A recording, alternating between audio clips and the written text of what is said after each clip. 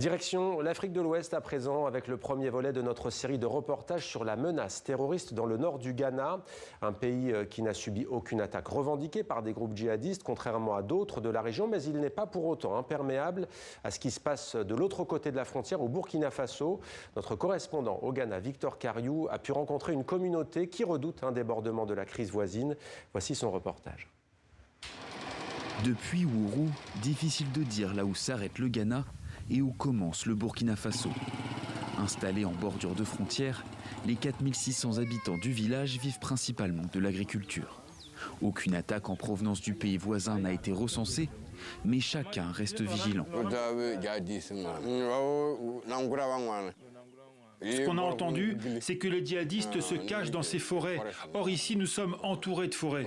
On voit souvent des personnes que l'on ne connaît pas traverser la frontière. C'est inquiétant. Notre communauté est très dispersée. Quand nous sommes dans nos fermes, nous sommes toujours en état d'alerte. On n'y va jamais seul.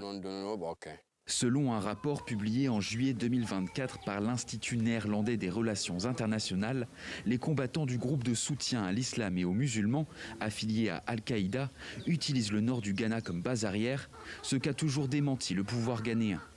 À Ourou, les personnes interrogées admettent toutefois qu'il est difficile de déterminer si un individu traversant la frontière est un djihadiste ou non. Elles déplorent la faible présence des autorités. La sécurité ici est très mauvaise. Nous en appelons donc au gouvernement pour qu'il nous aide sur ce sujet. Nos femmes et enfants ne peuvent pas aller à la ferme à cause de la situation. Plus de sécurité aiderait vraiment la communauté. Comment assurer la sécurité le long des 600 km de frontières partagées avec le Burkina Faso? Selon plusieurs analystes, la solution serait une meilleure coopération sécuritaire avec Ouagadougou, alors que la relation s'était fortement dégradée lors de la présidence de Nana Akufo-Addo, achevée en janvier 2025. Il ne devrait y avoir aucun conflit entre les deux pays. Si nous avons des bonnes relations, cela nous permettra un meilleur échange de renseignements, de mieux communiquer et de renforcer nos capacités de lutte.